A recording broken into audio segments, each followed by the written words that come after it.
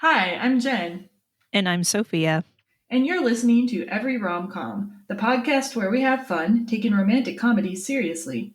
Today in Every Rom Com, we'll travel to India, London, and LA. Discuss an international cast, including one of the most popular actresses in the world.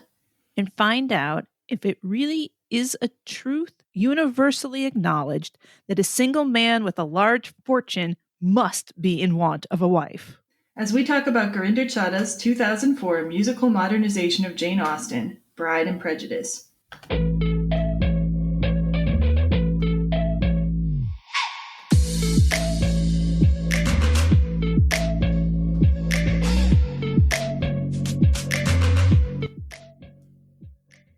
So, Sophia, it's only been a week, but it feels like a really long week because I've been researching Bride and Prejudice, having so much fun doing that, and just finding a million other things I wanted to watch. How's your week been?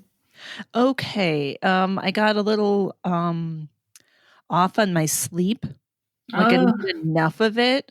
So when that happens, I'm like, I'm down. I'm down for the count. So sadly, I wished I'd watched this earlier to do all the research that then I would have wanted to go yeah, down the rabbit hole in. So I can touch on it briefly later. But other than yeah. that, Getting sleep, not having enough sleep, I totally relate. When you don't, it's the worst. So I hope this next week works out better for you on that thank front. you. Thank you. So far, so good the last couple days. So Well, very what's been driving me crazy is like when we do this podcast, like literally every week, there's about 3, 4, 5 minimum more movies that I want to watch because I watched the one movie and did research on it, and then found out what else this person directed, what else they acted in. It's driving me nuts. Yeah, same, totally. That's where I was with this one too. I'm like, oh, I want to watch all the versions of Pride and Prejudice and, et cetera, et cetera. And totally the same for this one. Was really wishing I had more time. And I'm like all about trying to watch all of Gurinder Chadha's things, which we'll talk about a little more when we talk about her. But my God, she has such a filmography. I'm just like so excited to get into that. Like Yeah, when I have some more time, if that happens. right. Okay, so some things we have to do some housekeeping. Mhm. We're losing one of our hosts, which is very sad. We're going to be losing Sybil Solon.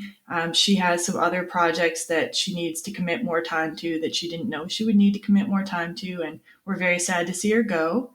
But hopefully she'll be back as a guest host sometime in the future. And we're probably going to look at getting some other people to jump in with us sometimes or to just podcast with one of us from time to time. So it won't just only be Sophia and I, but I hope you guys will be happy with Sophia and I all the same. Yay! I think we do a good job. I think so too. So if you want to tell us about how we're doing, you can email us at feedback@everyromcom.com. And you can visit our website, which is coming up soon. These podcasts have all been recorded before the website is up, but it will be coming soon at everyromcom.com will be our website. And yeah, we should also mention there will be a spoiler-free section in every show. At the beginning of the show, we will try not to give you spoilers about the end of the movie, and then we'll alert you when we're getting into the spoiler section. This is another in our series of modernizations of literature. And next week we will be following up the Jane Austen movies with some Shakespeare. We're going to be doing 10 Things I Hate About You. That is something to look forward to for sure. Okay, so if we're ready to get into Pride and Prejudice, let's hear a little bit from the trailer. From the director of Bend It Like Beckham. Jeez, Balraj, where the hell have you brought me? This is your first Indian wedding, right? What's happening now? The Indian version of American Idol. I hope you brought your earplugs. Comes the tale of a modern woman in a traditional family.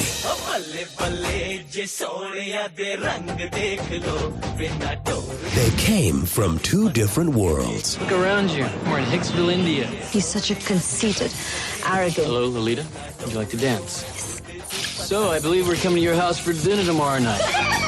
Stand straight, smile, and don't say anything too intelligent. Youth. She practices what she preaches. He was unaccustomed to her customs. I just find the whole arranged marriage thing a little backwards. She was unimpressed with his success. I'm sure you think India's beneath you. Then why would I be thinking about buying this place? You think this is India? But in a land where marriage is arranged, Why is he coming here? Lalita is unspoken for. Lalita? Lalita. love will make arrangements of its own. Bring it on. Yeah, I heard you laughing a little bit during the trailer. Love will make arrangements of its own. I mean, it's pretty clever. I don't know. It's awesome. Yeah. No, it makes me smile. The trailer makes me smile. The movie makes me smile for sure. Totally. What a good time. So Pride and Prejudice was released in the UK in 2004. I believe it might have been released a year later in America, but in 2000, it was a UK film, so it was released in 2004 and directed, as the trailer indicated, by Gurinder Chadha, who directed Bend It Like Beckham, which is probably her best known film, at least in America. And it was written by Gurinder Chadha and her husband. I did not know this man was her husband before now. Paul Maeda, I think Burgess, Berges. I memorized so many different names for this, and I didn't memorize his. But apparently she and her husband have been writing and working on movies together for basically most of her career. He's been her co-writer on a ton of movies and her AD, her assistant director, on a lot of things. So, and production too. So that's pretty cool. Were you familiar with him? No, I wasn't. Oh, but okay. like whenever we do a podcast, so one of the things I do is I always look through IMDb and I click on basically everyone. And I'm like, who knows what interesting fact I'm going to learn about this person. And usually that pays off really well. I'm like, wow, like I had no idea the connections with some of these people, you know? Right. I love Bend It Like Beckham. I own it. Listen to her commentary on that, but I don't at all remember her mentioning her husband I think as like a on significant like writing partner, co-director, or anything like that. Maybe not she co-director, not Okay. co-director, but like, assistant, how they have assistant directors, on movies. Sure, working with her in some capacity or something like that. Yeah. I don't remember that at all. So I was like, oh, that's nice. I feel like maybe they're not trying to draw attention to the fact that they're married and just have him get his own respect as, a professional, on his own. So I don't know. I'm not sure what the reasoning is, but yeah, I thought it was pretty cool though, like to be able to work on something like that with your significant other. Yeah, for sure. So one thing that really strikes me about this movie is like it being a fusion of different cultures, international movie. So apparently I found out that to be called a British film, which gets you all kinds of different tax benefits, I guess, in Britain, like the government requires that 70% of the film be shot in the UK, and I believe has to use UK cast and crew. But even despite that, they have a ton of cast members who are originally from India. They've got people from the Indian diaspora who are from the UK. They have New Zealand actors, American actors. Actually, not very many American actors, but people are from all over working on this film. And there were people who had grown up in the tradition of Bollywood film and Hollywood and UK film all working on the movie together. I think it makes such an interesting flavor. Absolutely. Several scenes with so many extras and these shots that come from, up above. And I'm looking at all these people. And I'm like, how in the world did they get everyone to cooperate and do the thing? Like, it's just so tons of people. Yeah. It just looked huge. Yeah. And then you've got crews with different working styles learning how to work together on that at the same time, which is pretty awesome, I think. It is. Yeah. So it seems like you liked the film, like you had an overall favorable opinion. I did. It was over the top, which was fantastic though. You gotta go with that. Yeah. And it's obvious from the beginning. So no surprises, but if that's not your cup of tea, well, it's not your cup of tea, but just know that you're going to go in and there's singing and dancing and there's color and I loved it. Especially this past week where the sky has just been white and the ground is white and there's been no sun. And it's just so depressing. I leave every light on in the house because it's like, I just need some light around here. I didn't think of it that way, but I guess, it's kind of a curative a little bit. A little bit. Mm-hmm. Yeah, for me, I watched this movie for the first time because I'm an Austen fan, and so I'll watch almost everything based on Austen novels. Pride and Prejudice and Zombies is an exception, and I know it sounds silly, but I once read an interview with the author of that book who was like insulting Jane Austen and like talking about how stuffy she was. And I'm like, dude, if you're going to profit off of Jane Austen, like, I'm not going to read your thing and I'm not going to watch your movie. Because basically you're taking Jane Austen and using it as a gimmick for your zombie movie. And now you're going to make profits off of her. Like, have some respect. That's all. That's right. But I feel like this movie has a lot of respect for Austen. Like, weirdly for me, this is one of the most faithful to the spirit adaptations of Jane Austen, despite being both modernized and set in a completely different culture. Mm-hmm. It just seems like it hits the themes just right of the book. I agree with you. I was like, wow, this is, in a way to keep that, like, we think about arranged marriages or marriage of like class issues and stuff like that is something of the past, but this fit really well. And I'm like, no, there's, go to different places in the world, and that's really still front and center and complicated. So those unfamiliar with the original book, Pride and Prejudice, we'll give you a little bit of the plot outline. So our main characters are Lalita and Jaya. They're the oldest sisters of the Bakshi family, and they're based, of course, Lalita is Elizabeth Bennet, Jaya is Jane Bennet from the original novels. So they live in the country with their parents and their two younger sisters. In Jane Austen, there's 3 younger sisters, but we'll talk about that later.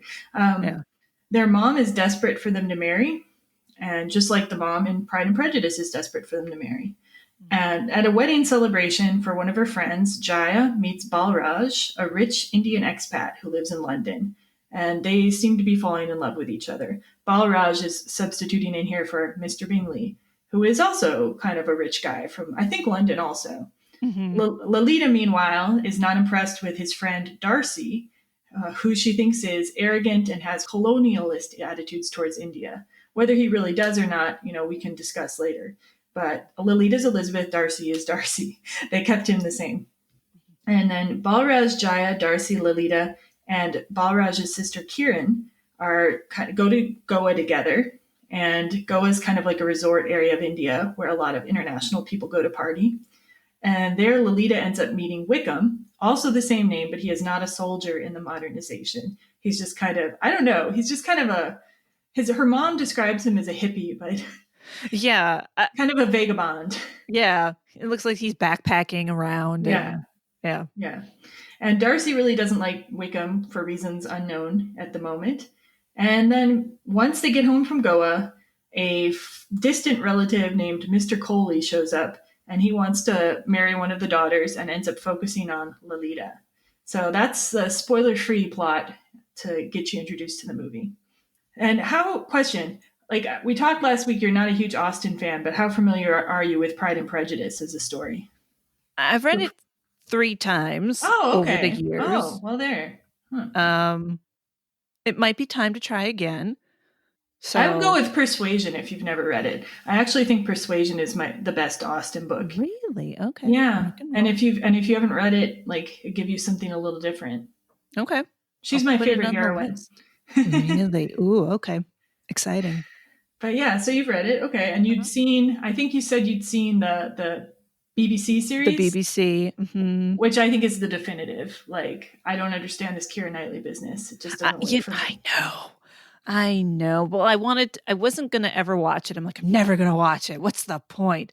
But then in light of this, I was like, I should give it a shot. And then I ran out of time. So yeah, no, don't worry about it. It's like, honestly, like, I don't understand how anyone who's never read Pride and Prejudice would even understand what's happening in the Keira Knightley version. Really? No offense to Keira Knightley. She's fine. But like, it's just too condensed. It doesn't give you the beats in the right way. Like this movie, though, is also short, but it still manages to give you the beats and music. So I don't know what that movie's excuse is. And dance numbers. Mm-hmm. Okay. Well, good. Then forget it. I'm going to read Persuasion instead. Anyway, Colin Firth is like, come on. Best. Yeah, he's so good that they actually made him be Darcy in Bridget Jones's Diary, too. So, which really, like, okay, one thing I've realized this week was a revelation I had was the only reason they made Bridget Jones's Diary is for people who really wanted to see Elizabeth Bennet sleep with Wickham and Darcy. Okay, Red, I can deal with that. Anyway, that's an aside. Well, that's funny. Once we get around to Bridget Jones's Diary, we can talk about that. Okay, so let's before we get into more of the story, though, because that'll lead us to spoilers, we're going to talk a little bit about the amazing director and cast of this movie, because I think that's one of the things that makes the movie great is this fusion cast and crew. So Gurinder Chadha, wow, impressive woman. She is. She's kind of like, just a role model to look toward. I did not even realize how much she had directed, to be honest. I know like her top 3 movies, but just her, I'll let you go on and talk about her background. And I think I just think it's really cool what she's done. So she was born in Kenya, but her family moved to London when she was quite young. And her father was Sikh, and he often had prejudice for wearing the turban and the beard. And I mean, that's still ongoing today. There's Sikh people face a lot of prejudice. She, just like her character in Bend It Like Beckham, she rebelled against the traditional expectations of Indian women. And she did not want to stay in the kitchen and cook. She did not want to wear traditional clothes. I don't know if she played football. I'm not sure about that. But yeah, otherwise she mirrors her characters a lot. Mm-hmm. And she got her start in film by working on documentaries and radio and TV. And then she eventually went into films. She did a short, and then she did Baji on the Beach, which was released in 1994. I saw it a long time ago, but to be honest, I don't remember it very well. It was very critically acclaimed, though. Have you ever seen that one? No, not yet. Yeah. And her other well-known films, as you said, Bend It Like Beckham and Blinded by the Light. And lately, she's been still working on some cool things. In 2017, she did a movie called Viceroy's House, which has Gillian Anderson in it, and the father from Downton Abbey. I cannot remember the actor's name off the top of my head, but that's a historical movie. And she's doing a historical TV show, too, called Beecham House, which I actually decided to watch the first episode of, which was pretty cool. Like, for a TV show, it had very high production values, and it's also a period piece set in, like, 1795 in India. So, yeah, no, it was pretty interesting so far. And, yeah, like, as we mentioned before, she often collaborates with her husband, and they met at a film festival in the mid-90s, and they have twins that were born in 2007. So she's doing all kinds of stuff. Mm-hmm. Yeah. So what is, like, the other films you know of hers, mainly Beckham, or have you seen any other things from hers that you liked? Mainly Beckham, and I've watched it a lot, which is fine. My daughter liked the music in it, so we kind of, when she was a little smaller, and so we just kind of like fast forward to the music parts and the dancing and stuff like that. I don't even remember the music and dancing from that one. There was, huh? Yeah. Okay. I mean, there's definitely music, and I think the kind of only dancing that really happens is at the wedding. Yeah. There's a wedding. Okay. Mm-hmm. Okay, and then we've got, and for this movie, we also have just a ridiculous cast and crew. Oh my God. So first of all, Aishwarya Rai, who is now named Aishwarya Rai Bachchan, is probably one of the top stars in the entire world, but a lot of Americans have never heard of her. Had you heard of her? Did you know her? She looked familiar. I'm like, come on, with a face like that, it's got to mean something. And she was the winner of Miss World in 1994, so that makes sense. Yeah. I'm like, oh, I've seen her. Yes, of course, I've seen her around. So. Yeah, she's been in a couple other Western movies, but mostly her work has been in Indian film. But she has a ridiculous level of success. And her husband, Abhishek Bachchan, he is actually the son of Amitabh Bachchan, who is possibly even more famous in Bollywood. Wow. Like they're basically like royalty there. Like apparently there was one of the scenes in Bride and Prejudice filmed on a balcony overlooking the Golden Temple. They had to have 400 police officers to keep away her fans Wow. from that area to keep her safe and to make sure that they could film the scene. Wow. Yeah. That's insane. Yeah, it is insane. And let's see, what else is important to tell about Aishwarya Rai? Some of her famous films in India are Devdas, which I have seen. I remember that being even more extra than this. Something called Doom 2 and Guru. I have not watched them yet, but I want to watch some of them because I really do like Bollywood film. It's just with so many movies to watch, I don't sometimes get around to them because like Bollywood movies are long. Like how long? 3, 4 hours? 2.5 is about the shortest you're going to find usually. Whoa. Okay. There's one of my favorite, probably my favorite Bollywood film is called Lagan, and that is not with Aishwarya Rai. That one's like 4 hours. It's a great movie, but it's a commitment. It's a commitment. That's like, for me, it would be a span of 4 days. I'd watch an hour one day and then have to go do other stuff and then come back to it, which is not the most fun way to watch anything, but that's life goes sometimes. Yeah. It would take me days. But you get your bang for your buck with your Bollywood films for sure. And weird fact that I found out, Aishwarya Rai was actually in another Bollywood Jane Austen adaptation. So I guess they did an adaptation of Sense and Sensibility. I forgot to write the title of that down. It would have taken a lot to pronounce it anyway. It's quite long. But I will try to remember to put it in the show notes in case anybody's interested in finding it. Awesome. Yeah. Cool. And then we've got Naveen Andrews. Oh my God. Very hot. I know. It's not the priority here, but like, did you ever watch Lost? No, a little bit in the beginning, but I never got into it. But he came onto it. I'm like, wait, I know him too, and that's what it's from. So yeah. He's best known probably in the States for playing Saeed Jarrah on Lost, and he's also been in English Patient, Planet Terror, The Brave One, the movie about Diana, Princess Diana, which I did not see, and I guess he was on Sense8, which I also did not see. But he's awesome too. He was born in London. His parents are both Indian immigrants. He's got this really like kind of British accent, thick British accent in real life. And yeah, I love him. I think he plays Balraj, who is Bingley in the film. And I give him votes for the hottest Bingley ever. Yeah, usually that character is kind of like, I don't know, a little goofy, yeah, jovial chum who's just everything's wonderful. And this one he was he's sitting around with his shirt off, relaxing on the balcony, looking hot. I'm just like, yeah. Yes. And then Darcy is played by somebody who I think is actually less hot, but sorry, Martin Henderson. But he was chosen for his hotness, though, apparently. But I figured out why his American accent is a little strange. He's actually from New Zealand. So okay, yeah, that made sense. But he's had quite a career as well. I was like, oh, who's this guy? And then I'm like, oh, Grey's Anatomy guy, Virgin River, which is a big binge-worthy show on Netflix now. Do you watch either of those, like by any chance, or no? Yeah.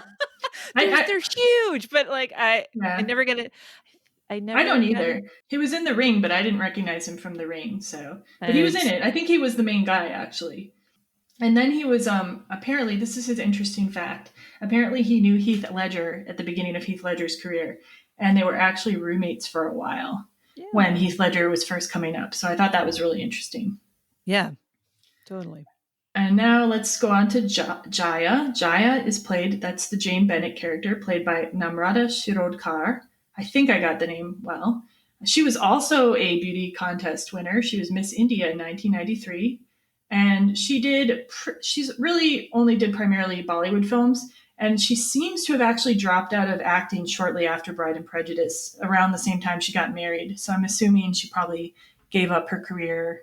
I mean, I can't say for sure, but this is all I could find out. So, yeah. She was also really good in the film, I thought, though. Yeah, agreed. Now, Anupam Kher, who plays Mr. Bakshi, their parents, the Mr. Bennett character, you might have seen him in a bunch of things. Does he look familiar to you? Well, I know him from the as the dad from Bend It Like Beckham. That's right. That's one thing. And in Silver Lining Playbooks, he plays the doctor, the psychiatrist, or what have you. But having seen the extras from Bend It Like Beckham, he's huge. He's a huge star. He has and as you have put here, 432 acting credits. That's amazing. Yep. That's amazing. Yeah, he's one of those guys that just kind of pops up and you're like, oh, it's that guy again. Yep. So I was excited to see him in the movie. And then I had, oh my God, Indira Varma, it was driving me crazy. I had no idea where I knew her from. She plays Kiran, who's Balaraja's sister, or the Caroline Bingley character. She was in Game of Thrones. And as soon as I saw that on IMDb, I'm like, duh, she's Ilaria Sand. So that might be something most people would know her from in America, since Game of Thrones was huge. But she also weirdly enough, her film debut was the movie Kama Sutra, A Tale of Love. And she actually not only acted with Naveen Andrews, who plays her brother in Pride and Prejudice, they actually made out in that movie. Okay. So I know it's silly. It's just like actors doing different roles, but I'm not, you're making out with your brother. My goodness. I know it's silly. Yes. Anyway, yeah. And I'd seen the Kama Sutra movie like ages ago, like when I was in high school and I was trying to find like, forbidden movies to watch. Forbidden. Well, I mean, it was, somehow you got a hold of it. Oh, yeah, dude. Right. Dude, well, ones that my parents probably wouldn't be like excited about me watching, but Martin was happy to let for sure, me. right? Yeah. Like Martin hooked you up, right? That's hilarious. He didn't judge. No. And I guess Indira Varma was also in the TV shows Rome and Carnival Row, and she's done a lot of other work, but I just haven't heard of it. Like, I don't know if you know her from anything else. She looked familiar. Was the only thing. I'm like, oh, I've seen her too. So, do you watch Game of Thrones? Is that where you knew her, or something else? Probably. Here's the thing, like all these mega huge stuff that everybody loves, I don't actually see it. Well, first of all, that was on HBO. I don't have HBO. I've seen glimpses of it, and I'm like, too much violence and horror. Sorry, can't get past it anymore. Yeah. And but I subscribe to Entertainment Weekly. Oh, okay. And those shows were on the cover every other week, so I would skim through and just kind of get slightly in the know with the hot stuff out there. And I'm like, that's good enough. Now I don't need to watch them. Okay. So then the next character on our list is Nitin Ganatra, who I might be pronouncing his names wrong. I'm sorry about that. I'm impressed. It sounds good, and way to give it a shot. I've been like, sorry, I can't. Well, a trick you can use if you're interested in learning to pronounce difficult names is you go on YouTube, and oftentimes if you search for how to pronounce and then put the name in, there's little videos where they'll have people pronouncing names of popular people from different countries. I used to show that to my Korean students when I taught in Korea a lot, like, because they would have trouble with English names, or European names. So it's kind of a cool trick. So Nitin Ganatra, he was Mr. Coley, who's the Mr. Collins substitute, and like, oh my God, I thought he was the most impressive performance, or the funniest in the movie anyway. He was hilarious. Like, oh my God. Like, and Mr. Collins in the 1995 show was so good that I was like, how could you even get close? But yeah, he did a really interesting take. Well, I mean, the script did a really interesting take, but he sold it.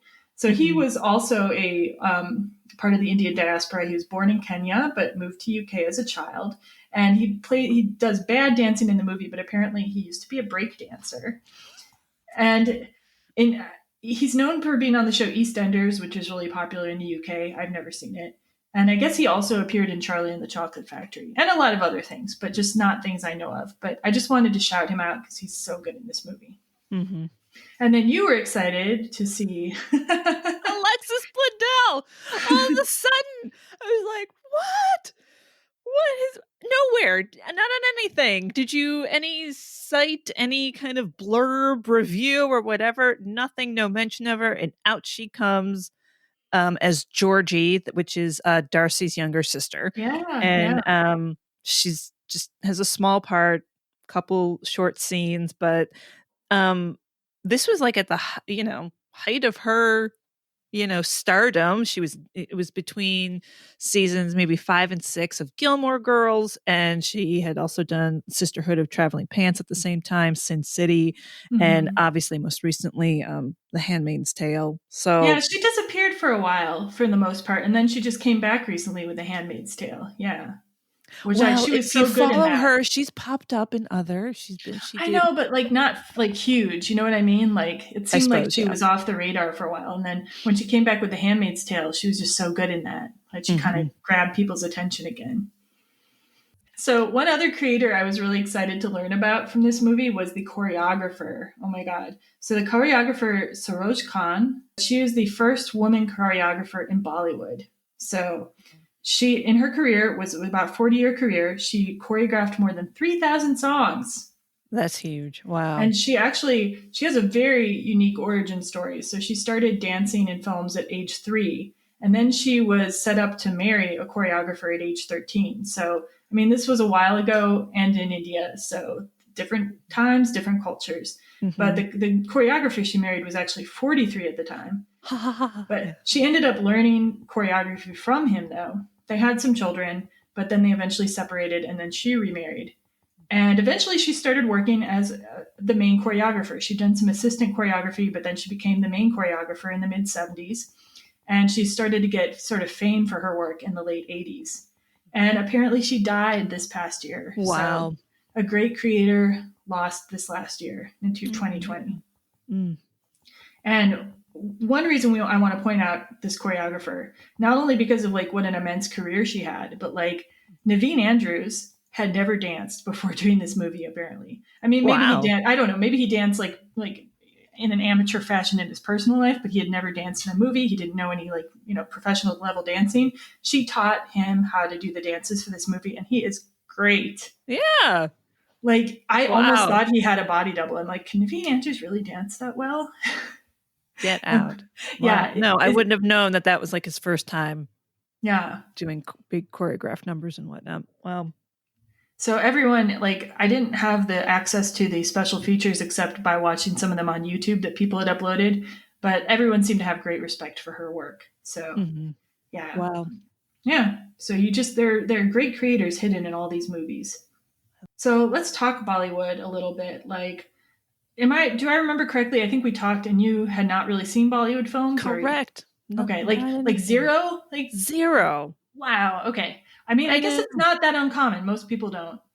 So, like, the reason I came into started watching Bollywood films was I lived in Seattle for a while, and they would sometimes show them at the theaters there and in Portland too. And that's when I actually saw Lagan, the movie I talked about before. It was so long it had an intermission. And actually, also Monsoon Wedding, Mira Nair's film Monsoon Wedding got me into watching Bollywood films. Okay. So I love the music. I love musicals. So like Bollywood really attracted me. So even though a lot of us in America aren't very aware of Bollywood, it is actually the world's biggest film industry. And it produces 3 times as many movies per year as Hollywood. And apparently it sells over 2 billion movie tickets a year. Maybe not this last year. Things are a little different. Mm-hmm. And this was all from a BBC documentary that I got this information. Cool. Bollywood is named for Bombay, but now Bombay is Mumbai. But yeah, that's where the name comes from. And like in Bollywood films, there's like a number of different conventions and tropes that you'll see all the time. Like obviously music and dance numbers, and they'll come out of nowhere. They won't necessarily seem very organic. Plot driven, organic. Yeah. Right? They don't necessarily seem to like make sense always. Sometimes they just come out of nowhere. And there's like really exaggerated big emotions and kind of a less cynical feeling, People are more enthusiastic about things. And there'll be unrealistic kind of feeling things like people end up like wandering around the Alps for no reason. You're like, how did they get there? That's awesome. Like Pride and Prejudice definitely dials it back a little bit. This is not like a Bollywood film. Like Gurinder Chadha was like, I want this to be like a UK, like tribute to Bollywood film, like a fusion, a mix. So yeah. And like I said, they'll be really long. So how did you think it worked to bring that touch to a classic, this Bollywood touch? I love it. I mean, I love musicals as well. So if you're going to I say, why not, take something and have fun? Yeah. Would you say this would make you more likely to want to seek out a Bollywood movie or like? Yeah, it would. With the caveat that it's going to take me days to watch something, but yeah. So there's like a ton of like random hidden Bollywood movies on Netflix, just for anyone who's interested too. Yes. Like sure. I don't know what you plug in exactly. I get them recommended to me sometimes because I'll watch adjacent things. But yeah, they'll show up on Netflix and Prime if you like go looking for them. So yeah, just FYI. Thank you. So let's see. Let's talk about, we're going to do a little more talking before we get to the spoilers okay zone. Let's talk about the modernization of the different themes in Pride and Prejudice. So in Pride and Prejudice, you've got the Bennets are kind of what they would call landed gentry. So they have like a house, they have maybe a couple servants, and they don't have to work for a living, like which was considered very underclass to have to work, right? Mm-hmm. In Regency era. So the father is kind of like a gentleman, but like they don't have money. They're kind of poor rich people, basically. Right. They're still like we far have nothing. Above. What will we do? And then two servants come out with tea, and you're like, but okay. But it would have meant like at that time, like falling from one class down to another class would be like a huge thing in that time. Like you wouldn't have the same friends. You wouldn't be able to have the same associates, basically. It would control basically every aspect of your life. Mm-hmm. So this was like, for them, this was like a big deal. Like we have to marry our daughters off, etc. They like, and in the book Pride and Prejudice, there's this pressure that they have to get married because they're not going to be able to inherit their own house because it has to go to Mr. Collins in the book. Right. In this story, there's no such pressure. There was a deleted scene, I guess, where like they have a lot of bills coming in and like Mr. Bennet's trying to run a farm, but it's not going necessarily well yet. But yeah, whatever.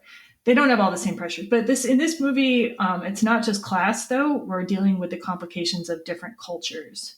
Mm-hmm. In this movie, you've got the Bennets are sort of set against Balraj, who's kind of the Indian diaspora, the rich UK Indians. And then you've also got Mr. Collins, the not as rich, but like kind of, you could do really well in America comparatively, I guess, and have a big house. Mm-hmm. And he's kind of full of himself. Yeah. Oh, I have a clip, by the way. I forgot. Like I have a clip that kind of illustrates this class, the different kinds of class things. So on the one hand, we've got, like you said, Mr. Coley. And Mr. Coley's moved to America and he's really proud of himself about what he's built there. So this is him talking about that. I'll tell you what, I made a packet as an accountant in LA. The Indian community there is very professional. All doctors and computers and not like these uneducated minicab 7-Eleven store types. It's ours for the taking. Anyone can become an American. Then why come back here? Bada bing, bada boom. There's only one problem with America. Our girls that are born there, they've totally lost their roots. Yeah. So that's Mr. Coley. Yeah. And he's kind of representing that, like Mr. Collins, just like Mr. Collins in Pride and Prejudice is like wanting to suck up to Lady Catherine de Bourgh, his patroness, and like, kind of be associated with a higher class. Same thing with Mr. Coley, name dropping, wants to be seen as higher class, like sees his people who are from his same strata as being kind of lesser. Mm-hmm. Yeah, so you've got that tension. Mm-hmm. And then you've got the colonialist tension at the same time. Yeah. With like Darcy being the exemplar of that. Darcy in the original, he's just a really wealthy English person. And in this book, even more wealthy than Balraj and Bingley. And in this book, he is a hotel magnate, son of a hotel magnate.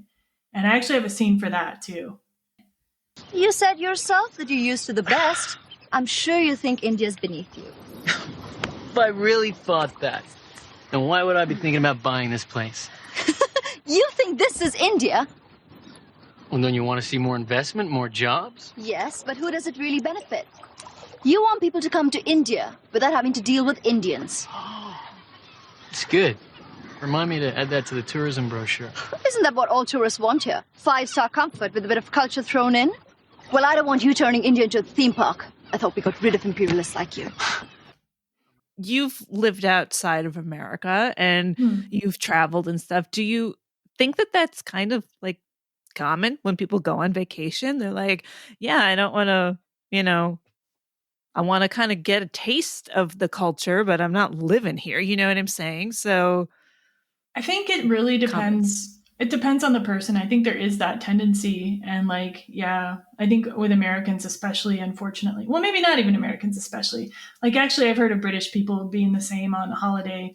And there's been reports of, even Chinese people like going to famous historical sites and like kind of doing bad things to them, treating them kind of like carelessly. I think any culture where people start making a lot of money and have leisure to go abroad and go to places where there's maybe less money than their culture, or that they don't respect as much as their culture for whatever reason, will have a tendency to be boorish, kind of the ugly American stereotype. Yeah. Which is unfortunate. Yeah. Oh, yeah. I guess I was thinking about like briefly was in Brazil for a few months after college and met with another American who was looking for bagels. Where do we get a bagel? And I'm like, you don't get a bagel here. Like, what are you talking about? Here's the roll from the grocery store. I don't know. So, small things like that. Like if you're going to go somewhere, be prepared to not get what you get at home. Like, isn't that the point? I don't know. I mean, I think it's different when you start living in the place too, though, because I lived in Korea for 7 years. And to be honest, like at a certain point, you do want a bagel because you've been there for a long time. Sure, especially if you can't afford to go home. But I think like what's more concerning is when people start judging the other culture that they're visiting for not having those things. And I think that's a part of the tension here between Darcy and Lolita. It's like he, in some cases, is just like, he's just not used to it. He's maybe having culture shock. He can't understand why he can't do his work at the hotel because maybe they have a power outage or their internet's down. And like, he's sort of innocently complaining about it in his mind. But to Lolita, he sort of set himself up right from the start as thinking India is not good enough for him. And so everything he says becomes kind of a trigger for her. And there are tons of people who have exploited India over time. So no doubt, like you would feel triggered.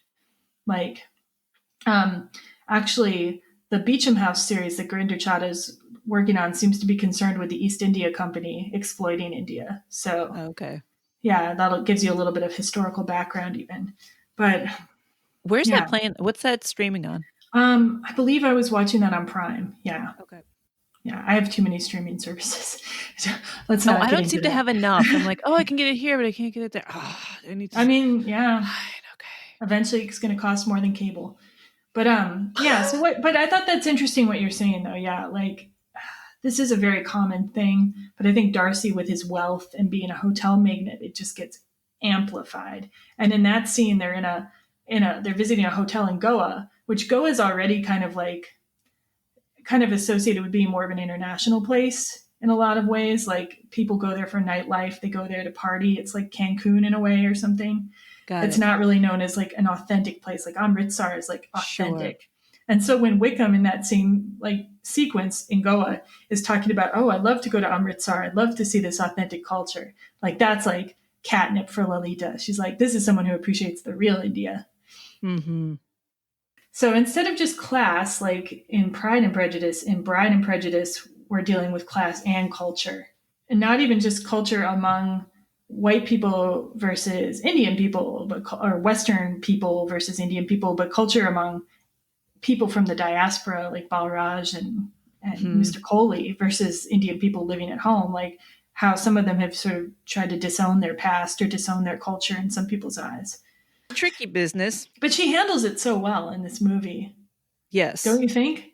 I think so, yeah. Like it doesn't get didactic. It doesn't get like overbearing. It doesn't get like too complex. It's like, here's this really like very proud to be Indian Mr. Bakshi and Lalita.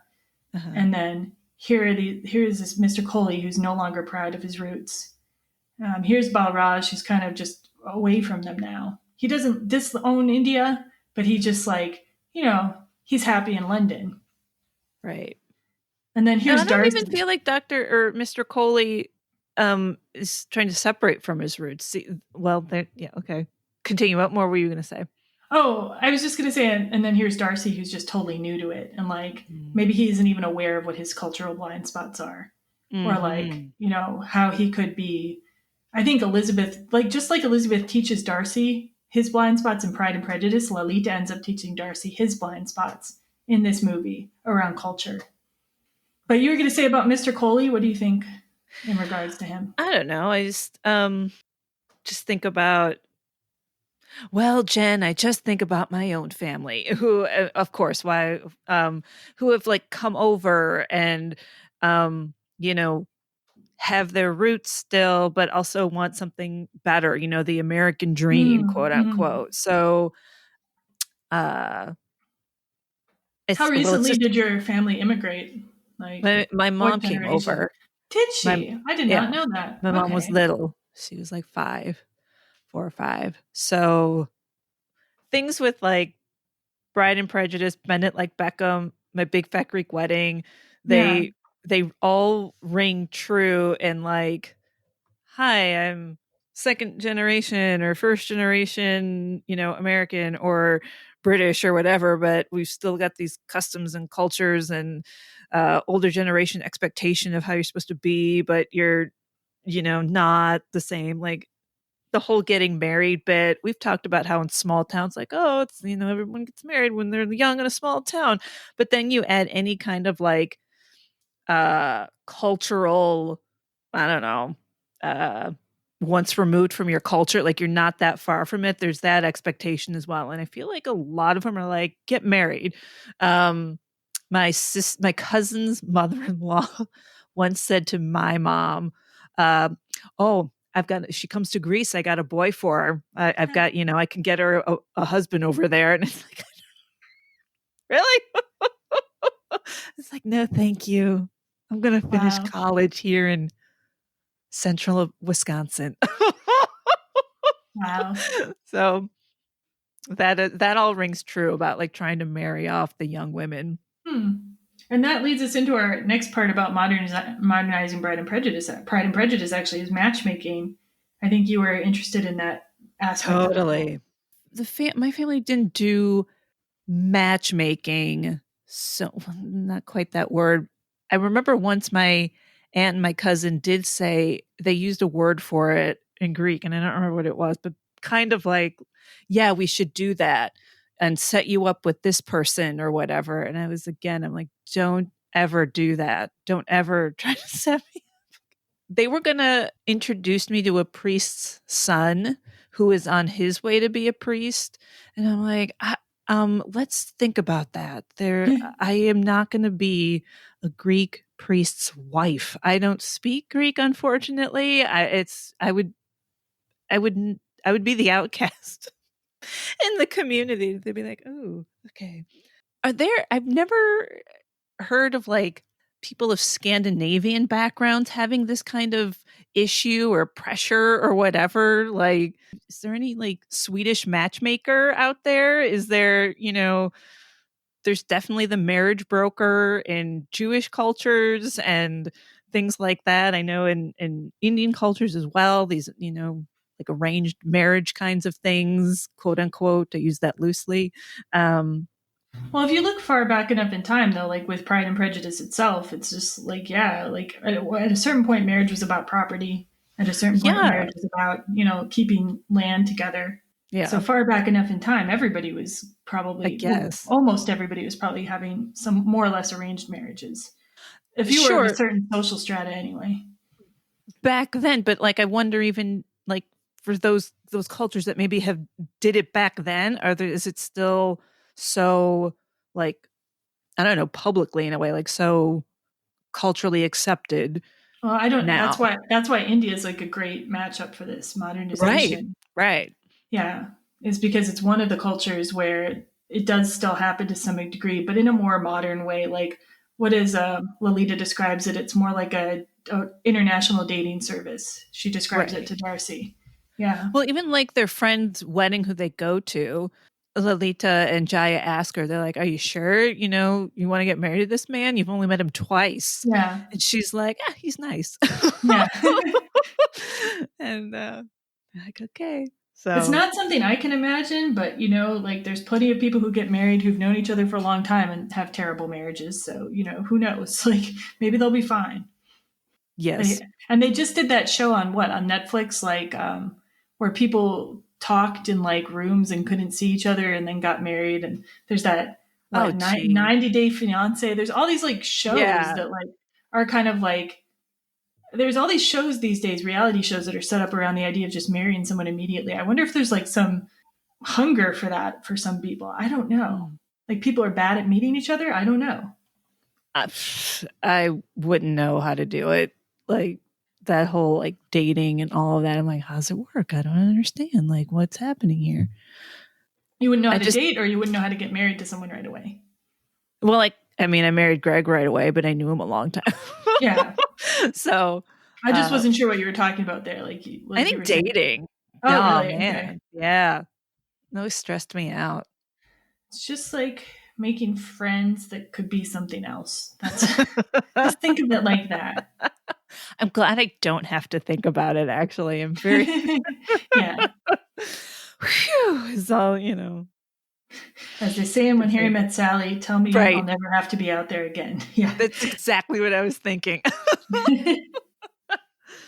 So I think that it works really well to move this matchmaking and like not only like the matchmaking aspect, but the way that courtship is done in India matches up very well with the Regency period, where you should have someone with you as a chaperone. You're not supposed to be getting like necessarily sexually involved, like with the caveat that I'm not sure how well this applies to a lot of modern Indian relationships. I don't want to like put a broad brushstroke about this. And India is a huge country too. Right. So with many different cultures in it, but like it is a culture that is generally thought to be more traditional than ours. Wedding traditions. So you also pointed out that in the film you see different kinds of weddings. I was interested in, and maybe I think I might have missed it the first time and only kind of glimpsed it the second time, where like Mr. Coley and his bride, it does seem to be like they're wearing traditional wedding clothes, but then there's an American ceremony and she's in white, and there's like, and do you take, so and so to be there, blah blah blah, and all that, and it's like, why did they do that? I mean, I think they're both Indian. Like, why even have?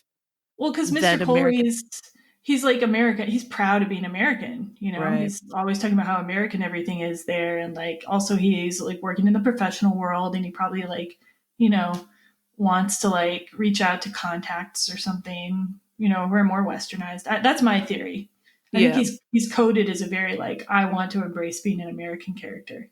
Very good, Jen. I don't know. Thank you. No, I think it's right.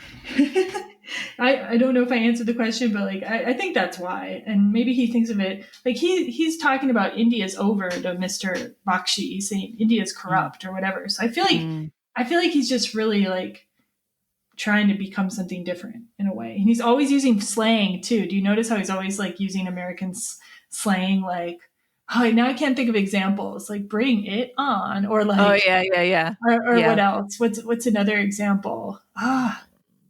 Anyway, what other kinds of weddings are there? Oh yeah, there's also, so we see some of the aspects of a traditional Indian wedding, and they can last for days.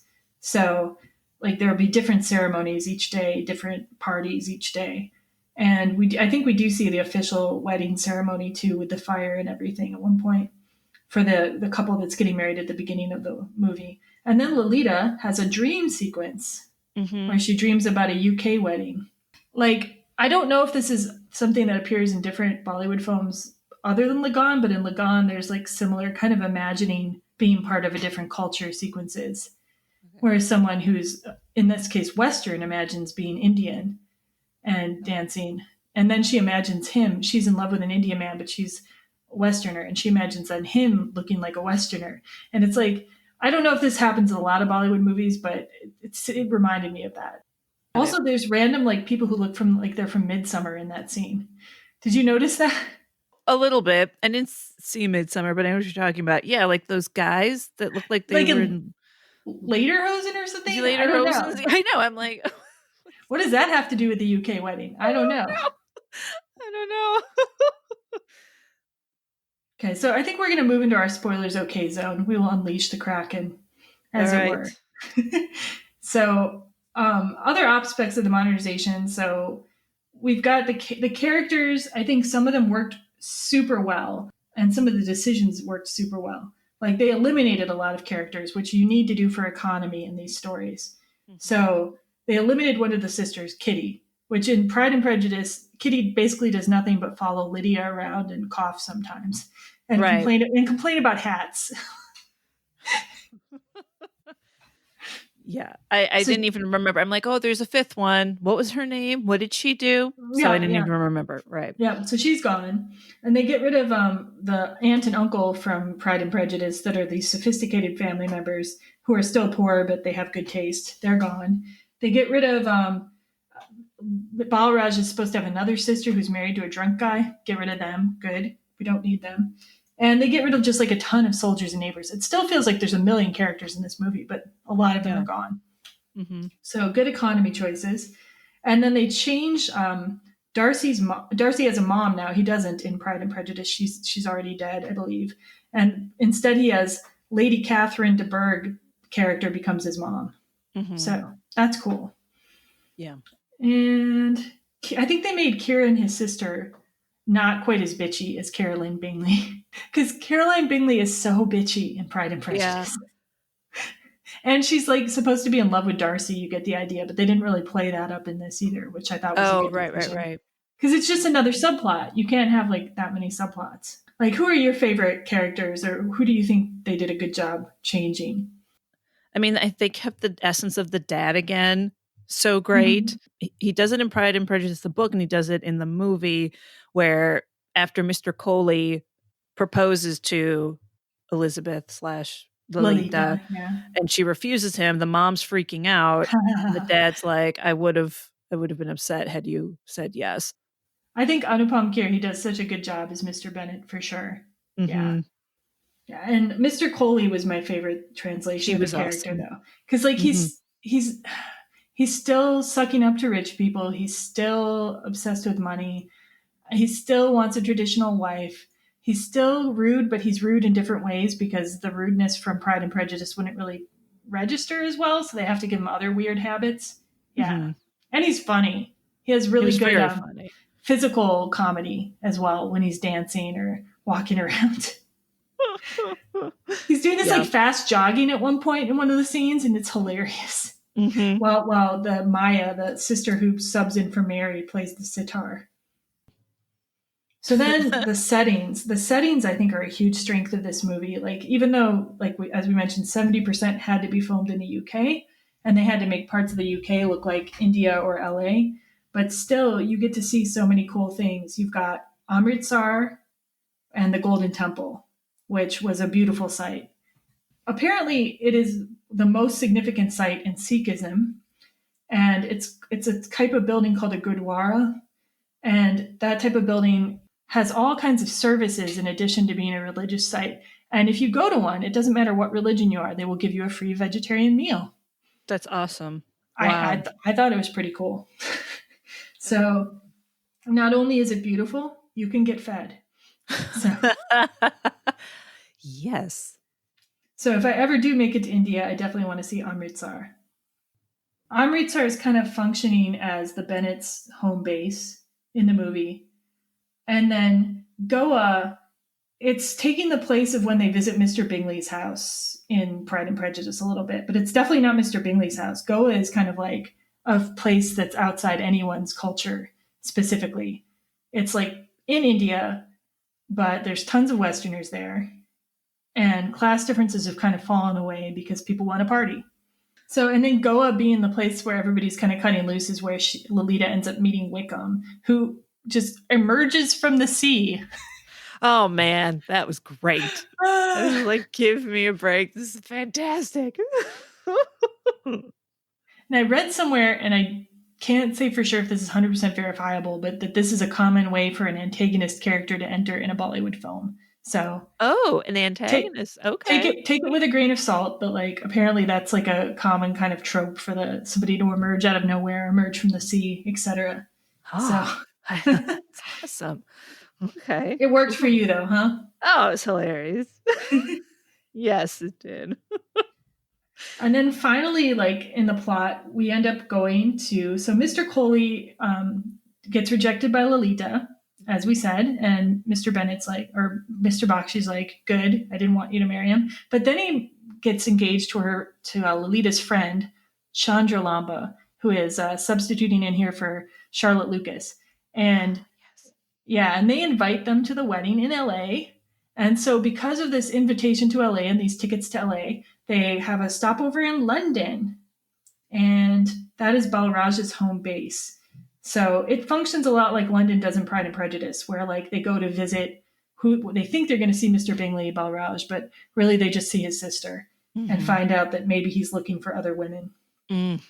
London is coded as very high class, and they're like literally across from the castle when they visit London. Yeah.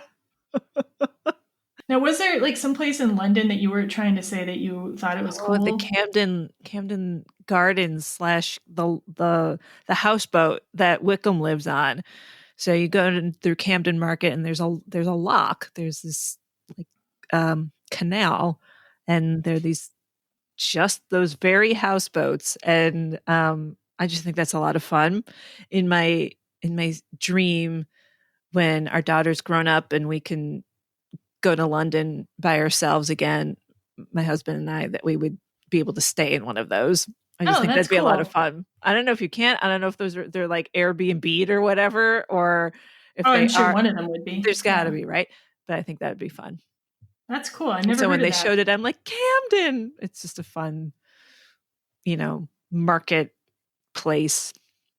Yeah, in London. So not only do they visit Balraj in London, but also at another point we catch up with Wickham, who is trying to seduce the youngest Bakshi girl, Laki, the substitute for Lydia. Yeah. Well, actually, he's not really trying to seduce her. She's kind of already seduced him. Right. But he's like messing around with someone he shouldn't be, basically. And then we spend a lot of time in LA, and LA is kind of substituting for the Hunsford, which is Mr. Collins's house in Pride and Prejudice / Pemberley visit, which Pemberley, Darcy's estate, is replaced by Darcy's big hotel. And they're there for the wedding. And this is where Lolita and Darcy start falling in love against all odds. And yeah, did you like the LA sequences? I enjoyed them. Yes, I did. I was trying to remember though, compared to the book though. So in the book, it's a lot quieter. Right. Like it's more like the difference between their interaction is more that they're talking nicely to each other, and that Darcy's like admiring her playing the piano, or like his sister's like complimenting her and like talking to Lolita or Elizabeth as if like, Darcy's been talking a lot about her. It's more like that they're just talking in a friendly way. They don't like do anything really spectacular. Got it. Okay. Whereas Darcy's like taking her everywhere. Like, yeah. Beach with the choir and the surf. They're at like a Mexican restaurant, and then all of a sudden they're on the beach, and then all of a sudden they're at the freaking Grand Canyon in a helicopter, and like, whoa. It was the best. It was fantastic. Okay, got it. I was just wondering. I'm like, I don't remember such a grand courtship in the book. No. And well, it's because it's all about letters and playing the piano and these subtle, slow movements. It's basically like letters and playing. No, he writes her this letter after. So in the book, as opposed to the movie, like, because they don't really have time for that, Darcy proposes to her that first time, and she rejects him. And then he writes her this big explanatory letter about like all these things. And parts of it make her like him more, and parts of him make her angry. Like the part where he discouraged Bingley from marrying her sister. Right. So, but it's really the letter changes her mind about certain things about him, and then she meets him in person again, and she's prepared to see him again with new eyes. And they just do the same kind of thing. We're going to walk around. We're going to play the piano, and then eventually, like him helping the family to recover Lydia is what really does it. So in this movie, Darcy helps her family by giving her mom a first-class plane seat. Yeah. When they somehow run into each other at the airport. Yes. Serendipity, if there ever was. That's one of my favorite things, though, is when Mrs. Bakshi gets to be in first class. She's like, me in first class? Yep. She's so happy. She's drinking the champagne. She's so happy. Yep. I'm happy for her in that moment. I'm like, oh, live it up, gal. Right? That's awesome. Yes. We need to start talking about the music and dance. Like we've already talked about, like, so we're going to run out of time if we don't. So move. Yeah. The singing and the dancing. Because like there's so much, like you're saying, you don't remember anything like really happening between Darcy and Elizabeth very clearly, right? Right. Like all that interiority, all those letters, all those little subtle social movements from the novel are replaced by these dance numbers and these songs. So I think like for film that works really well. Like now I kind of want to see all Jane Austen's movies turned into musicals. Yes. Do it. And also the music is very catchy. Like I don't love all the songs, but I get them all stuck in my head. I'm going to actually play though a clip just to get us started off on the music and dance from my favorite, which is the first number. Okay. The wedding dance for the friends of the family. What's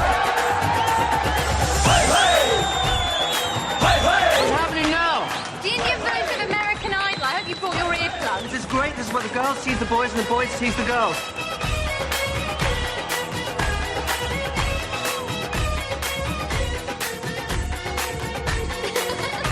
Brace yourself, Darcy. He's about to transform into the Indian MC Hammer.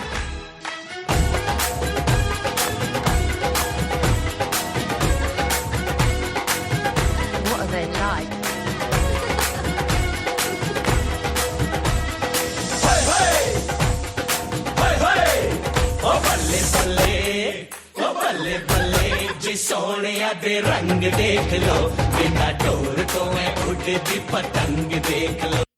So great. So great. I was dancing the whole time that was on. Just now. In my chair. I was doing a little chair dance. Oh yeah, total chair dancing. And during that whole sequence, Naveen Andrews is fucking breaking it down. Oh my God. I don't even know how he did it. I've tried to practice that dance before. Oh my God. Granted, I'm not being paid to do it, and I don't have like one of the best choreographers in India helping me, but right. I get that one stuck in my head every time I watch the movie, and I don't know how to say the words. Excellent. I love that. What did you think of that opening number? Oh, so great. So great. I don't know what more to say. It just was like, you just hold on to your seat. This is the ride we're going on for this film, and it's fantastic. And they said he's saying in the dialogue, it's kind of hard to hear, but he's saying this is where the boys tease the girls and the girls tease the boys. So they're kind of like kind of giving little jabs at each other. And I did read that there is like a tradition of this kind of dance. And then I also looked up online like Indian wedding dance. And there's a bunch of videos on YouTube. If you go, you can see Indian weddings where people put up different dances that people choreographed and performed at their weddings. That is. I don't know if it's this same tradition or not, but like pretty wild, like some pretty elaborate ones. Man, that's a party. What a good time. I know, right? My wedding didn't have that. My husband doesn't dance, so there was nothing like that. Just, you have to do it again. Second wedding. Anyway, I thought that was pretty cool. So yeah, the next song is called A Marriage Has Come to Town. And what was interesting to me about this song is it's like the song kind of through the process of the song, they're introducing you to Amritsar and, you know, what kinds of things, what effect a wedding has on the town. Because of course it's like this multi-day event. Mm-hmm. You need to order all these things. You're inviting tons of people from the town in Indian culture. Mm-hmm.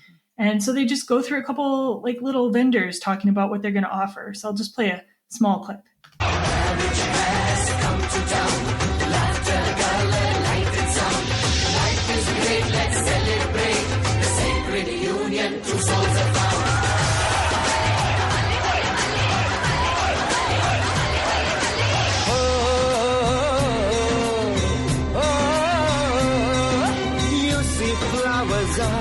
Most important, bright garlands can never be forgotten.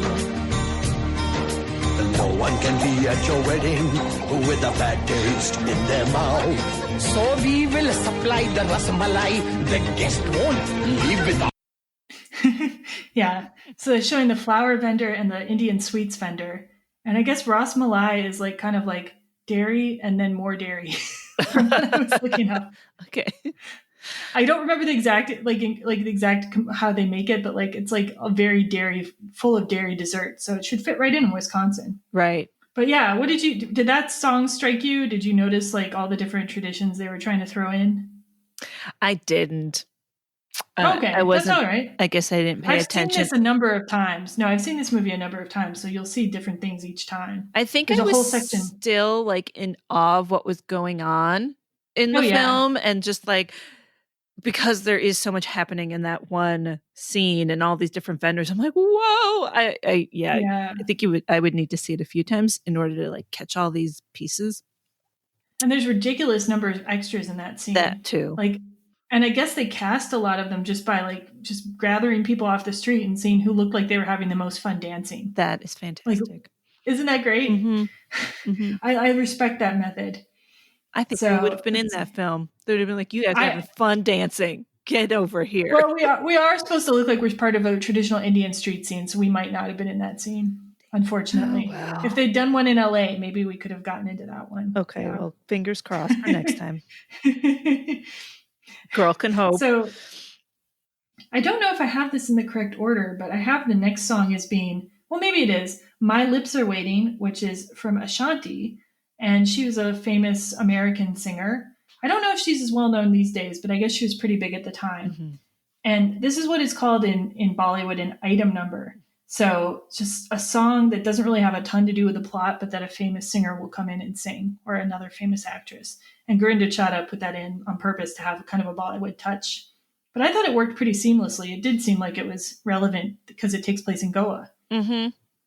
It didn't seem weird to you, did it? It felt like, I mean, what's the song? My Lips Are Waiting. It felt a little racy because everything else seemed so unracy, where I'm like, what is happening here? And then, I read what was going on there. I'm like, oh, okay. So, but yes, as you've talked about Goa being this kind of, party town. It's a party. That makes party sense. place. Mm-hmm. Yeah. And I guess around the time of Pride and Prejudice, a little bit after, Ashanti actually started acting in some films. And she was in Coach Carter, I guess, and also John Tucker Must Die, which I heard is a rom-com, but I haven't seen it. So okay. Yeah. All right. So, and then we move on to the next song on our list. And listen, I don't think I'm missing anything. Dola, it's called Dola Dola, but it's for the Garba, which is a stick dance. And I've read that a Garba can be associated with a wedding, but it's like a circle dance and that you beat sticks together. But I've heard you can also just do it at other times too. I didn't look into this as much as I should have. It was hard to get good information, with a superficial search. Mm-hmm. But yeah, it's kind of this traditional dance, and I thought that was so clever as a replacement for the kind of English country dances, mm-hmm. because just like in the English country dance scenes in Pride and Prejudice, where they're having a conversation while they're dancing, and all this action is happening while they're dancing. The same thing happens in this Garba. Mm-hmm. Like between like switching partners and moving places in the line, they'll have these snippets of conversation between Lolita and Darcy. And then at the point where she switches to dance with Wickham, she kind of blows Darcy off for Wickham. The music changes speed and tone and everything whirls faster. And it's like, it's such a good, just the emotional beats are provided by that choreography and that music, Yeah. I just want to applaud. You're geeking out right now. And that's what's so much fun about all this. It's like, look at all these parts coming together to create this moment and this emotional journey. And it's just perfect, I thought. Yeah. It's just the way they translated that, what could be very dry. Like, not that I think Pride and Prejudice is dry, but many people do. Right. Like this kind of drawn out country dance into this short, just with a great beat, and still conveying the same information. And using the music to do that, not even just relying on the words, but the music is doing it. So I should mention the music was, for the most part, composed by, I'm not 100% if I'm getting his name right, Anu Malik, and arranged by Ranjit Bharat. And the lyrics for the different songs are by various people. But you can go and look up the soundtrack if you're inclined. Some great stuff on there. And we're not through it yet. Do you have a favorite out of these songs before we move on? I need to watch it more.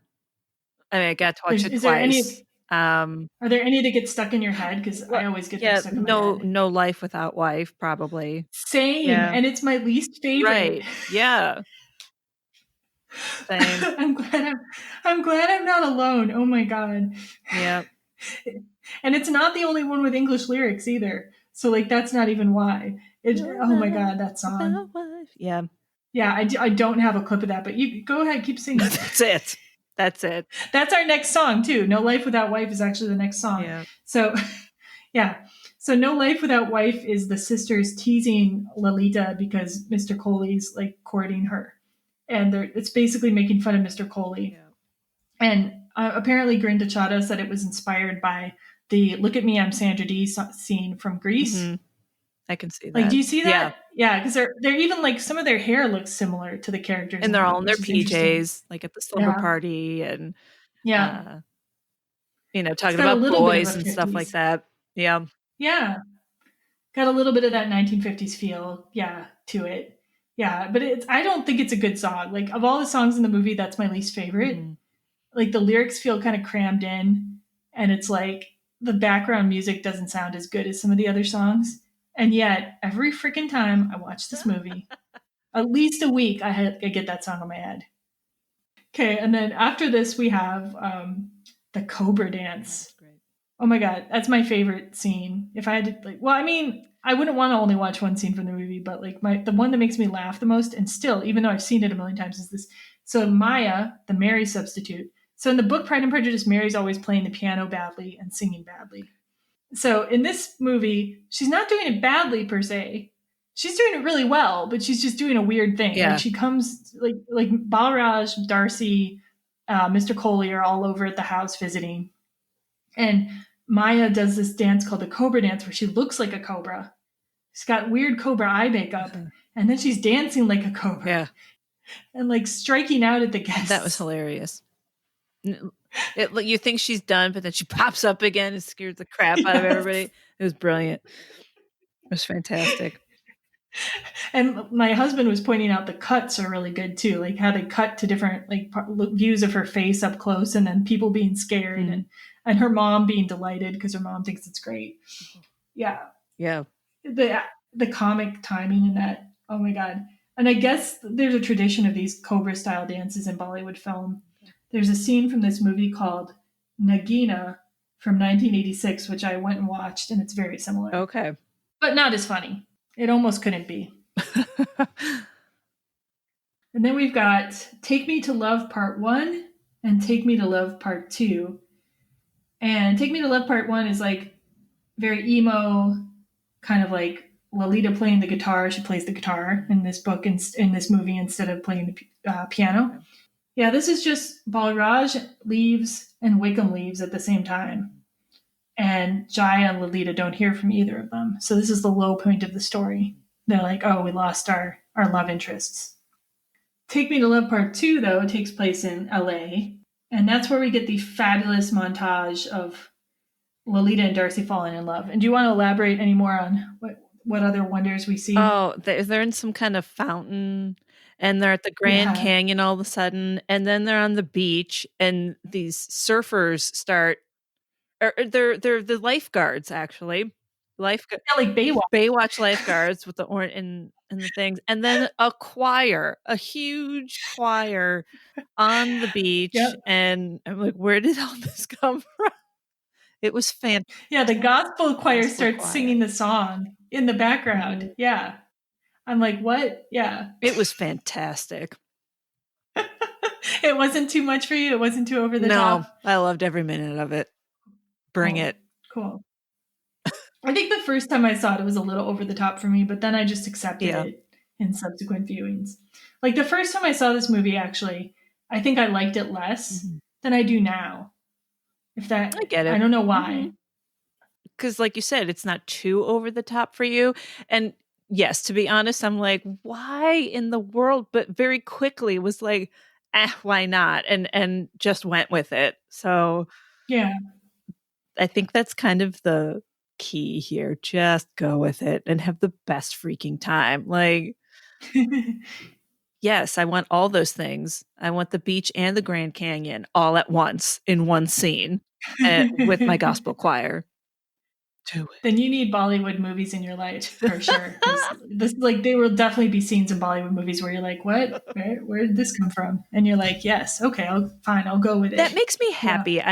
I'm like, I don't know, bored or disillusioned with Western, like just the same plot points and the same structure for every movie. And I'm like, okay. And so just I need a little mix it up a little bit. Yeah.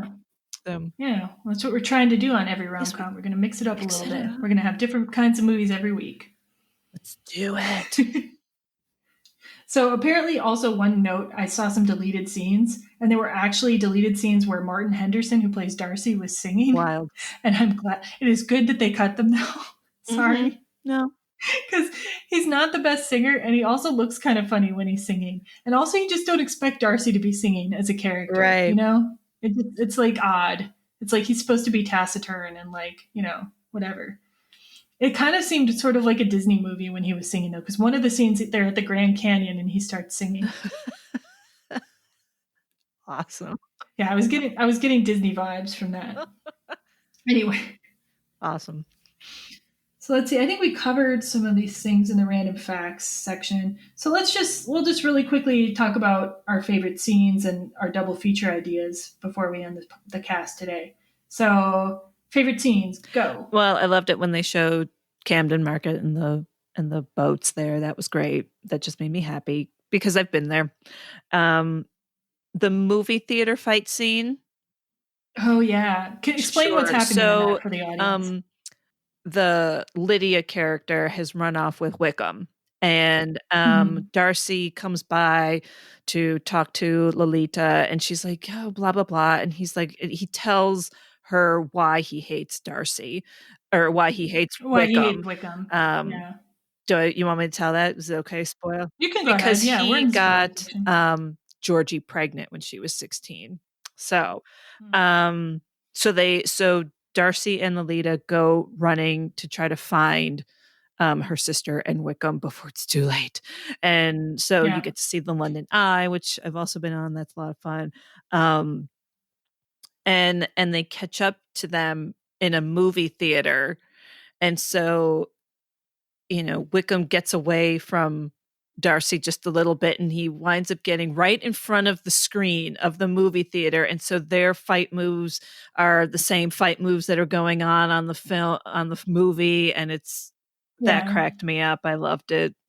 I think that was really clever too, actually. I feel like I've seen it somewhere else. Like it was an homage to something else. And I don't remember what. You might be right, but I don't remember. Yeah. So what else? The Wickham emerging from the waves, hilarious.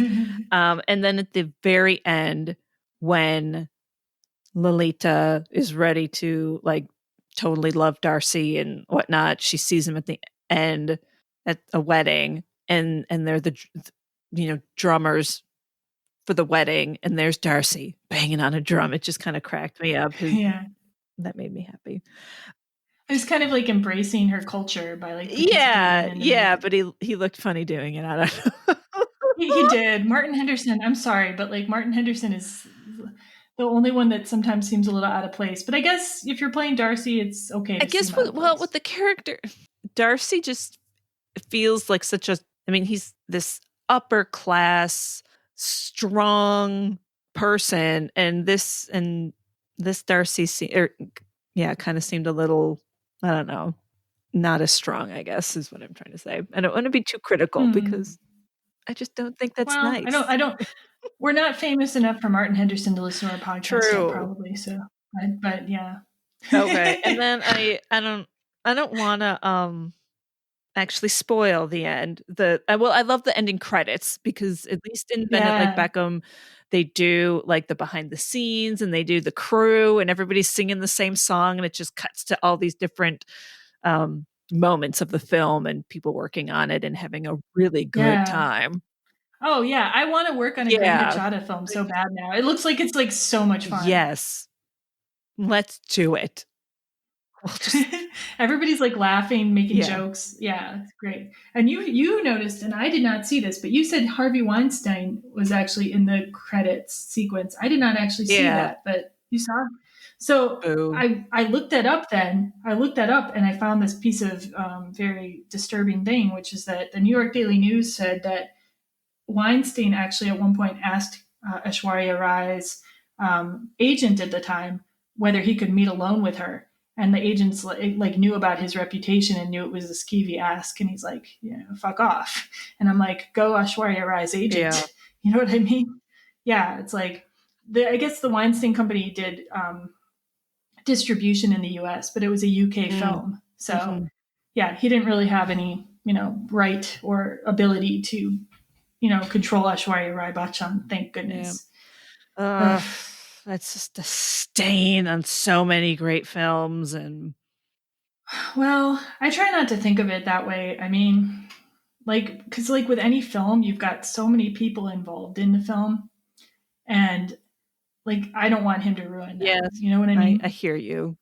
I don't want him to ruin all those people's work, including the work of the people that in many cases he was abusive towards. Their work is in those films too. Right. So I mean, right. I'm not going to stop watching any of those films because of the very reasons that you said. There are tons of other people who, it's their work. And it means something. And this film actually has very little to do with him. It does have very little to do with him, but he was there. I even wonder if there's different versions of the credit sequence and maybe that's on the US version, but not on the UK version. I don't know. Sure. That makes sense. Yeah. Your favorite scenes, Jen? Anyway. Tell. Well, the Cobra dance, which I mentioned. Oh my God, the Cobra dance. I laugh just so much every time I see that. The opening dance wedding number at the wedding. I could just watch Naveen Andrews dancing the opening sequence of that dance over and over again. It would just make me happy and energized. Yeah, it's a good time. Check it out. And the sequence where you just see the random gospel choir on the beach, it just exemplifies how over the top things are. So let's get into our double feature ideas. So what we usually do for this is I'll tell one, you tell one. I'll tell one, you tell, in case we have some overlap. Okay. So my first double feature idea, and this is quite an ask, but would be to watch the entire 6-hour-long 1995 BBC version of Pride and Prejudice. I'm doing it. It's on Hulu. With this one. But you've seen it already, right? It's been years. Okay. Yeah, you can't see it really enough times. I've seen it so many times I can quote some of the dialogue. It's ridiculous. Because to me, that's the definitive version. Usually I do not advocate watching things instead of reading things. But if you really don't want to read Jane Austen's Pride and Prejudice, you would get about the same experience watching the BBC 6-hour series. It's that good. It's that faithful. So yeah. I said definitely bend it like Beckham. Any more explanation why? Just because it's Gurinder Chadha? Yeah, and I feel like you get some more of her own personal, the themes of just wanting to do something different from your culture. And in the commentary for that one, she talks about her dad being really supportive of her, and the dad in Bend It Like Beckham is also really supportive of his daughter who wants to, be a footballer and not do everything the traditional route or what have you. So it's fun. It's a great flick. I didn't know that about her dad. Yeah, that's cool. I mean, that's from the commentary. That's how I learned it. But it really just, and it's really, really lovely. Just how much she loves her dad and how sounds like such a great guy. It's really sweet, really lovely. That's cool. I will have to see the commentary for that sometime. That would be interesting. My second recommendation would be Monsoon Wedding by another Indian director, Mira Nair. And that is currently on Criterion Channel. Rad. So, yeah, along with, by the way, a bunch of Mira Nair's shorter documentary films. By shorter, there's everything from 12 minutes to an hour. Just a bunch of interesting documentaries she made in India mainly. And yeah, I like her a lot. I didn't realize how many films Gurinder Chadha had made, though. So I'm going to definitely watch more of those too. But Mira Nair is another great female director to check out. And Monsoon Wedding also gives you a flavor of what Indian weddings are like like the scale of them, the scope. Yeah. It's a good one. Very good. I put Moulin Rouge a little bit, maybe. Nice. Because like their own production tries to have some like, Indian influence in its dancing and stuff like that. So Yes. Spectacular, You're right. Spectacular has its Mhm. themes. It's been too long since I watched that. Yeah. And it's another movie about love and just and love and beauty. dancing, singing, and like colors and kind of over the topness. If you want that vibe, that's got it. And then to finish up mine, I would say I'm going to try to put in the show notes the Tamil version, which is another Indian language, Tamil version of Sense and Sensibility, which I really wish I'd written the whole title in here. I didn't show notes, but which also has Aishwarya Rai Bachchan in it. And I haven't seen it yet, but I really want to see that. And another movie I haven't seen yet, but I really want to see yet is Gurinder Chadha did a movie called It's a Wonderful Afterlife. And I haven't been able to find it streaming. I may need to find a way to get it on DVD because it looks hilarious. It's like a mother trying to set up her daughter to get married.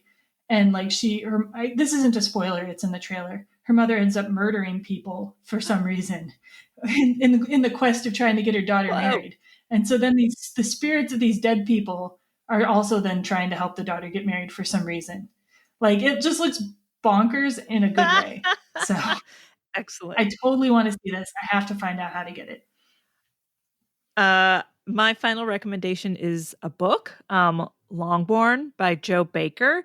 It's told from the servant's perspective of Pride and Prejudice, and that is really clever and interesting. And I think that part's interesting. The clever part is when she brings in Elizabeth and Darcy and like those people and how just they felt so real to me.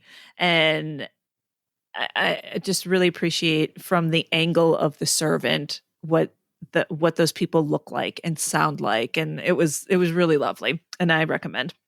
So that sounds awesome. Longbourn is their house, the Bennett house. Yeah, and I've never heard of that book though. That sounds awesome. It's written by Joe Baker. Cool. I will definitely be checking that out this year. Between the numerous movies. Yeah. But sometimes you want to read instead, for sure. Okay, well, any final thoughts today before we wind it up? Watch this one. Watch Pride and Prejudice. It's so good. Oh, next week, though, I'm excited. 10 Things I Hate About You. Yep, we're going to have a Shakespeare modernization from Taming of the Shrew. And why are you excited about it? I just really loved it. Really loved it. Okay. And it's just kind of one of those 90 flicks from when we were younger that's just, yay. I haven't seen it in ages, so I wonder how I'll feel about it now. Yeah, we'll find out. All right, everyone, if you want to give us feedback, once again, feedback at everyromcom.com. And you can always check out the podcast at everyromcom.com. Thank you so much for listening. And we will not see you, but we will talk to you next week.